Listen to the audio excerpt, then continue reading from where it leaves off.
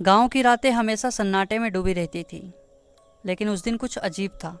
हवा में एक अजीब सी ठंडक थी, जैसे कोई अदृश्य साया पास खड़ा हो। गांव के पुराने कुएं के पास एक 28 साल का नौजवान अमन खड़ा था। उसका चेहरा बुझा बुझा सा, आंखों में बेचैनी और हाथ में एक पुराना ताबीज। ये वही ताबीज था जो उसे दादी ने मरने से पहले दिया था। उन्होंने कहा था, अमन, अगर कभी लगे कि कोई तुम्हारा पीछा कर रहा है तो इस ताबीज को कसकर पकड़ लेना, वरना बच नहीं पाओगे। अमन हंस दिया था, लेकिन उस रात उसे लगने लगा कि कोई सच में उसका पीछा कर रहा है। कुएं से लौटते वक्त पीछे से पायल की हल्की सी आवाज़ आई। वो धीरे धीरे तेज होती जा रही थी। अमन ने मुड़कर देखा तो वहाँ पर कोई भी नहीं था। घर पहुँचते ही उसने देखा आंगन में एक लड़की खड़ी थी, सफ़ेद साड़ी, लंबे खुले बाल और चेहरा आधा साया में छुपा हुआ। अमन ने कांपते हुए पूछा, कौन हो तुम? उसने सिर्फ इतना कहा, तुमने मुझे पहचाना नहीं अमर? अमन चौंक गया और कहा, मैं अमर नहीं, अमन हूँ। लड़की हल्की सी मुस्कुराई और उसने कहा, नाम बदलने से पाप नहीं बदलता अमर। अमन के रोंगटे खड़े हो गए। वो चीखते हुए अंदर भागा, लेकिन दरवाज़ा अपने आप बंद हो गया। लाइट गुल और सिर्फ एक फुसफुसाहट। जन्म जन्म का हिसाब आज पूरा होगा। अमन को रात भर नींद नहीं आई। सपनों में उसने देखा वो किसी और जमाने में है, लगभग 100 साल पहले। वो एक जमींदार का बेटा अमर सिंह है।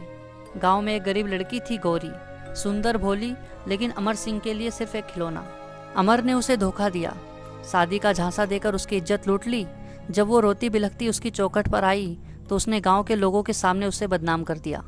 अपमान से टूटी गौरी ने उसी कुएं में कूदकर जान दे दी, लेकिन मरते वक्त उसने कसम खाई, अमर, मैं जन्म जन्म तक तुम्हारा पीछा करूंगी और तुम्हारी हर सांस का हिसाब लूंगी। अमन की नींद टूटी, लेकिन वो पसीने से तर था। अब सब समझ आ गया, वो अमर सिंह का पुनर्जन्म है और गौरी अभी भी यहाँ है। उस रात फिर वही पायल की आवाज़ आई। इस बार आवाज़ उसके कमरे के दरवाजे के ठीक बाहर थी। अमन ने ताबीज कसकर पकड़ा, लेकिन अचानक ताबीज जलने लगा और दरवाज़ा अपने आप खुला। गौरी सामने थी। इस बार चेहरा साफ दिख रहा था। आधी आंखें जल चुकी, होठों पर खून और शरीर से पानी टपक रहा था। वो कुएं से निकली थी। गौरी ने कहा, मैंने तुम्हें एक जीवन दिया था, सोचने का मौका, लेकिन तुम फिर वही गलती कर रहे हो। अमन डर के मारे दीवार से चिपक गया। मैं बदल चुका हूँ, मुझसे गलती हो गई थी। गौरी की आंखें लाल हो गई। उसने कहा, गलती नहीं, पाप कहते हैं इसे, और पाप का सिर्फ एक ही अंत होता है, मौत। वो अचानक उसकी तरफ लपकी। अमन की चीख पूरे गांव में गूंज गई।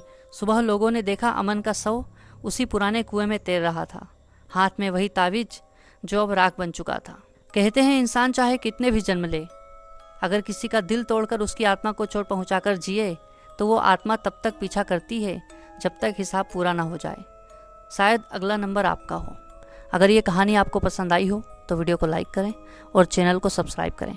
धन्यवाद।